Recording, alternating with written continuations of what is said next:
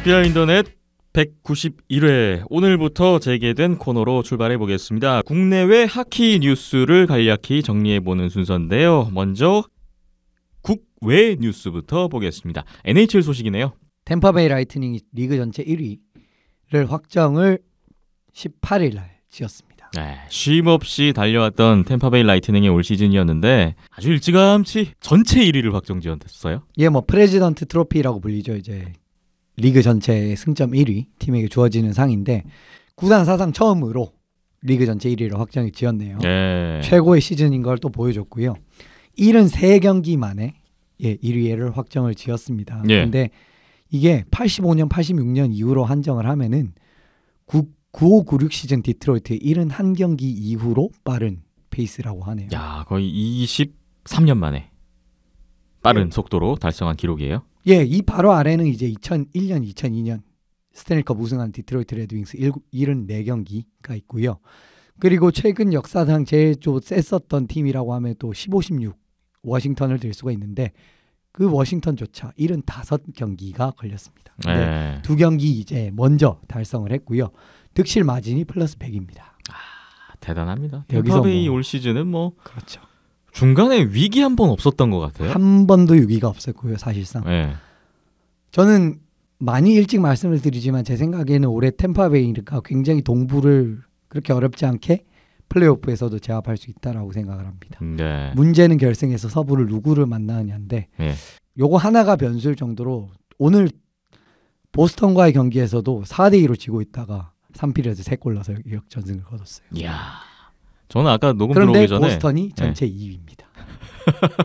보스턴한테 지고 있길래 지난번에 세인트루이스한테 지고 보스턴한테도 지나? 이것도 1위 확정 지어놓고 약간 좀 풀린 거 아닌가 그런 생각도 들었는데 야, 또 마지막에 또 역전을 해내네요. 템파베이 라이트닝 일찌감치 전체 1위 확정 지었고 이제 편안하게 남은 경기 마무리하면서 플레이오프 데뷔를 할 것 같습니다. 다음 소식 또 보겠습니다. 어떤 소식인가요? KHL 소식인데 파벨 다추크 선수 소식입니다. 근데 네. 이 선수가 올해를 끝으로 스카와의 계약이 만료가 돼요. 예. 그런데 이제 내년 거치가 좀 주목이 되고 있네요. 벌써부터. 파벨 다추크 선수가 과연 다음 시즌에 어디에서 뛸 것인가? 그렇습니다. NHL 복귀설도 있던데요. 예, NHL에 이제 복귀한다는 이야기가 있었는데 본인의 몸 상태는 다추크 선수가 제일 잘 알고 있습니다. 항상 그래왔고 그래서 이제 내 몸 상태를 보고 결정을 하겠다라는 이야기를 항상 했었어요. 근데 네. 올해 같은 경우에는 올해도 역시 마찬가지로 좀 나이 때문에 성치 않은 모습을 좀 보여주고 있네요. 그래서 NHL 복귀 가능성은 올해는 크지 않을 것 같습니다. 내년 같은 경우에는. 네. 그래서 뭐 이런 가운데 고향팀이라고 할 수 있는 압토모빌리스트행이 점쳐지고 있다라는 이야기가 압토모빌리스트요. 예. 근데 이제 다추크 선수가 예카테린부르크 출생이거든요. 그렇기 네. 때문에 고향팀에서 이제 선수 생활을 마무리 짓고 싶다라는 이야기가 나오고 있습니다. 네. 근데 압토모빌리스트 하면은 올해 또 보셨듯이 상당히 좋은 시즌 보내줬고요. 그러면서 동부 1위 그리고 체스카에도 거의 필적할 정도의 시즌을 보냈기 때문에 결과적으로 플레이오프에서 실패를 했지만 보조 득점원이 부진을 했다라는 부분이 결과적으로 발목을 잡았거든요. 예. 근데 다추크 선수가 최근에 보여줬던 모습 보면은 1, 2 라인에서도 여전히 뛸 수 있다는 걸 보여줬기 때문에 서로 한테 있어서 이해관계도 좀 잘 맞아요. 그렇기 때문에 압토모빌리스트가 과연 데려올지 좀 궁금하네요. 파벨 다추크 선수가 과연 다음 시즌 어느 리그, 어느 팀을 택하게 될지 주목이 됩니다. 다음 소식은 아시아리그 아이스하키 소식인데 일본 지지 크레인지에 관련된 새로운 뉴스가 떴네요. 예, 오늘 NHK에서 이제 뉴스가 떴는데 좀 앞으로 어떻게 크레인지가 존속 가능성에 대한 좀 기사가 떴어요. 그런데 네. 삿포로 연고 기업을 중심으로 한 프로팀으로서의 운영 방침을 결정을 했다라는 이야기가 나왔습니다. 삿포로 연고로 프로팀. 그러면 연고지 정도 변경되고 기존 팀 어떤 체계는 가져간다는 얘기인가요? 아니요, 아직까지 그 연고지조차도 확실하지 않은데 그런데 이제 기업의 주체가 이제 삿포로에 연고를 둔 기업이 이제 메인 스폰서 같은 느낌으로 간다라는 이야기가 나왔고요. 예. 3억엔 이상의 운영비가 어쨌든 들기 때문에 삿포로의 기업 하나를 운영회사로서 설립을 한 다음에 복수의 스폰서 여러 뭐 회사의 스폰서가 되겠죠. 여러 스폰서가 이를 지원하는 방식으로 교섭을 준비 중이다라는 이야기가 나오고 있습니다. 만약에 그런 구상대로 흘러간다면 결과물이 나온다면 글쎄요. 뭐 아시아 리그가 어떻게 될지 모르겠지만 다음 시즌 아시아 리그에 또 참가할 가능성도 배제할 수는 없겠네요. 그렇습니다. 뭐 팀이 남아 있을 가능성은 있고요. 네. 일단 이전에 쿠시로의 단일 연고가 아니라 또 쿠시로 삿포로 아니면 쿠시로 오비히로 뭐 이런 식으로 다중 연고를 둔 팀이 될 가능성도 크다고 합니다. 사실 뭐 이 다중 연고 같은 경우에는 뭐 그렇게 자주 봤었잖아요. 프리블레이즈도 뭐 그렇게 블레이즈 같은 해봤었고요. 느낌도 비슷하고 그렇기 때문에 뭐 여러 가지 가능성이 어쨌든 모색되고 있는데 프로팀으로서의 존속 가능성이 거의 뭐 확실시되고 있다라는 이야기가 있고요. 아시아리그 참가하는 마감일이 4월 말 정도까지라고 합니다. 그렇기 때문에 지금은 운영비를 충당할 수 있는 기업 그리고 선수들의 처우 문제 같은 부분을 좀 중점적으로 해결할 것이라는 이야기가 나왔습니다. 그렇군요. 일본 지지 크레인즈가 그래도 팀 존속을 위해서 계속해서 뭔가 노력을 하고 있구나라는 움직임을 또 확인할 수 있는 그런 뉴스였던 것 같습니다. 자, 이어서 국내 뉴스를 볼 텐데 아시아리그 이야기로 또 자연스럽게 이어지네요. 국내 뉴스. 일단 아까 댓글에서도 잠깐 나왔는데 아시아리그 아이스하키 회의 취소됐다고. 네, 안 했다고 하고요. 네. 네. 관계자분은 넘어왔다라는 소식을 이어서 기자님을 통해서 듣기는 했는데 네. 예, 실질적으로 회의는 취소됐다고 왜 하고요. 취소됐는지에 대한 내용은 확인된 게 있나요? 뭐 일본에서 안 넘어왔으니까 안 했겠죠. 네, 그러니까 그렇기도 하고 그다음에 그게 이제 예정돼 있던 게 지난주 월요일이었는데 그게 취소가 되고 이제 그주 주말 어제 엊그제였죠. 예. 올스타전 때 이제 일본 팀 세 팀들이 다 모이면서 예. 그때 자기네들끼리 이제 논의가 있었다고 하더라고요. 그래서 어느 정도 뭐 앞서 이현석 기자님 말씀 주셨던 크레인즈 뭐 삿포로 연고를 두고 뭐 어떻게 활성화가 되는가에 대한 이야기도 나왔던 것 같고요. 전에 듣기로는 뭐 삿포로에서는 크레인즈 그리고 요코하마에서도 계속 팀을 만들어서 활동을 준비한다라는 소식들이 간간히 들려왔었는데 네. 그 두 팀이 아시아리그까지 참가하기에는 자금적인 상황이 여의치는 않다라고 예 저도 전에 들었고요. 예 앞서 말씀 주셨을 때도 3억 엔 정도 운영비가 필요하다라고 했는데 그 정도 규모의 운영비라고 하면은 자국리그 참가 활동 비용 정도 됩니다. 예 아시아리그에 참가하려면 그 2배 이상 들어가는 게 예 현실이고요. 올해 크레인즈가 5억 엔이었습니다. 예 그러니까. 현실적으로는 3억 엔 정도다 하면은 이제 자국리그 참가하는데 준비를 포커스를 두고 있다라고 예측이 더 맞겠죠. 네. 예. 그렇고 우리나라에서는 4월 초죠. 다음 주나 다다음 주쯤이 될 것 같은데 그때 이제 뭐 대명 안양알라 이렇게 단장단들이 모여서 회의가 예정돼 있다고 합니다. 그래서 네. 아시아리그부터 해서 국내 리그 또는 뭐 그 이외 상황들에 대해서 어떻게 할지 논의가 진행이 된다고 하니까요.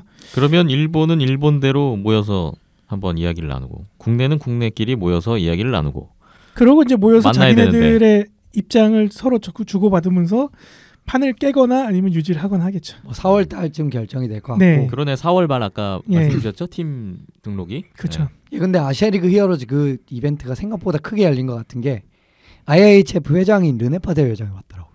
그래요? 저 그거 보고 그 사진을 보고 진짜 네. 놀랐는데 순간 저희가 찬밥이 됐죠. 여러 가지로 뭔가 이야기가 오고 가지 않았을까라는 게 지금 제 생각입니다. 놀라운 손님이 왔네요. IIHF 회장이 왔어요. 예, 뭐 그럴 수도 있죠. 네. 일단 아시아리그 각 팀들 입장 정리는 계속 지금 논의가 되고 있는 것으로 보이고. 네, 이제 시즌 끝났고 뭐 올스타전까지 다 끝나고 했으니까 네. 이제 논의의 시간이 그러니까 다가온 거죠. 이게 논의 결과가 나와야 아시아리그 어떻게 될지가 결정이 돼야 아시아리그가 이어질지 아니면 뭐 일본이나 우리나라나 또 다른 리그를 모색할지 뭐 이런 것도 좀 결정이 될 거고. 많은 게 물려 있고요. 선수들 계약 문제도 걸려 있을 거고요. 그렇죠. 선수들 계약이 대부분은 이제 4월이나 5월달에 다 종료가 되니까요. 네. 뭐 그 부분도 걸려 있고 그다음에 인천 대면 킬러헤즈가 이제 인천 연고지를 떠나게 됐잖아요.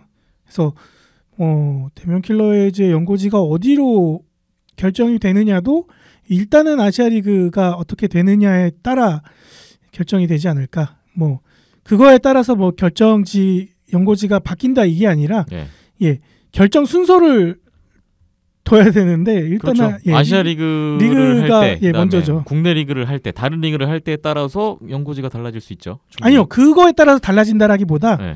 예, 선택의 순서가 뒤로 늦춰진다라는 거죠. 근데 앞에 어쨌든 리그가 결정이 돼야 뭐 순서 두고 맞지만 뭐 아시아 리그 한다고 뭐 서울로 가고 뭐 아시아 리그 안 한다고 서울로 안 가고 이런 건 아니잖아요. 저는 변수가 될 수 있을 것 같은데요.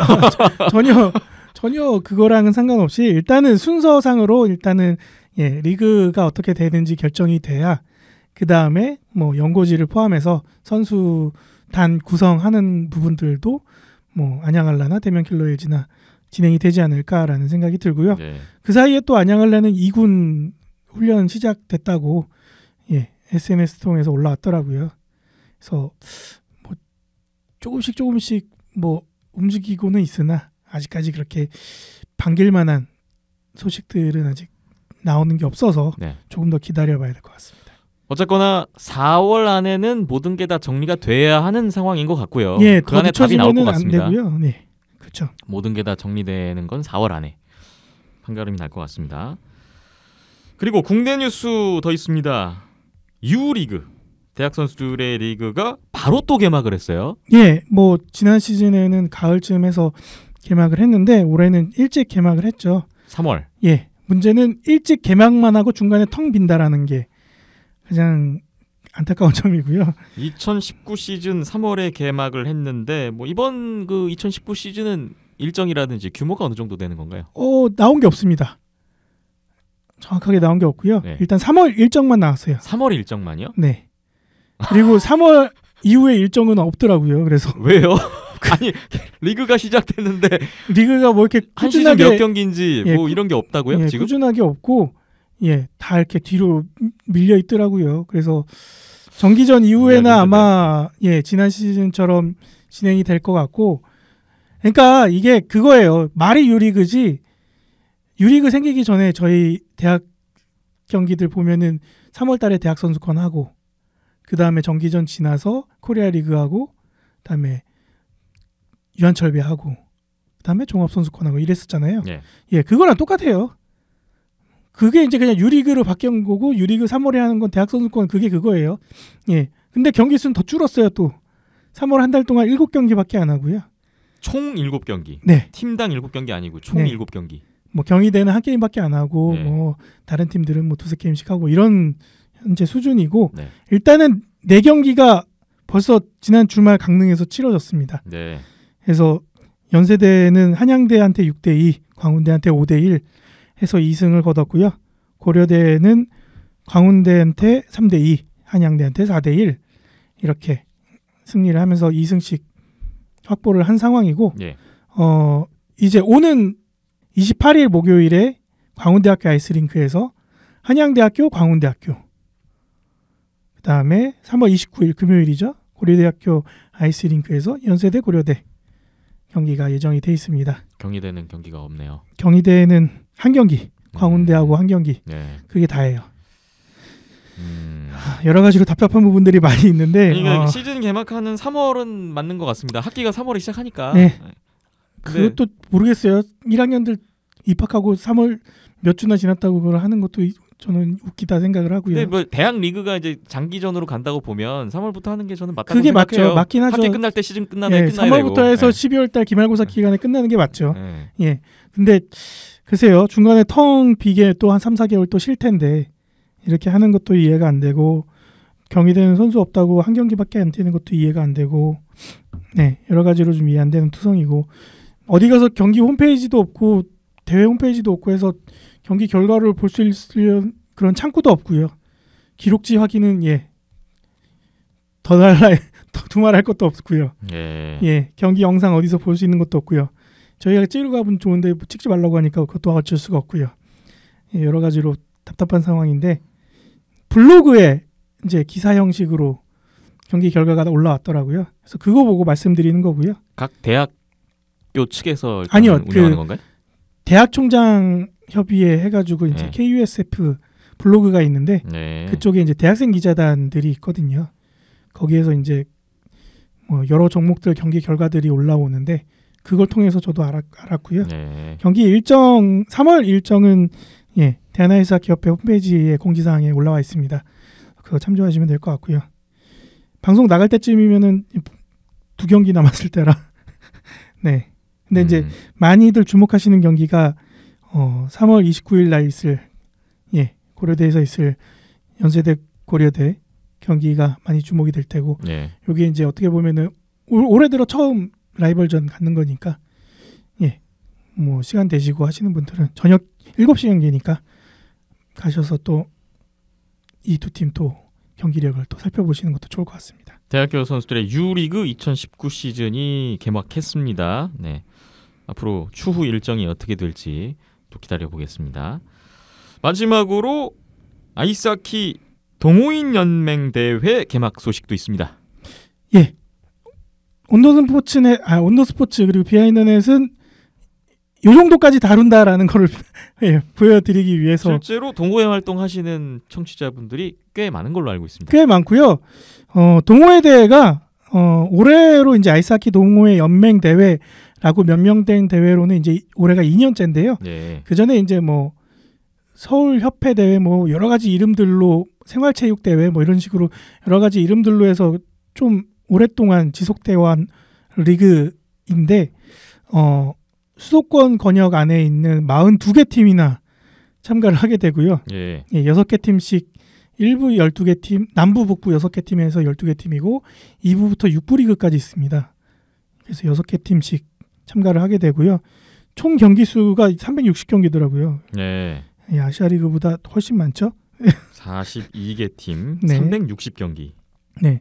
팀수로 따지면 NHL보다 많이 나온다는 거. 네. 네.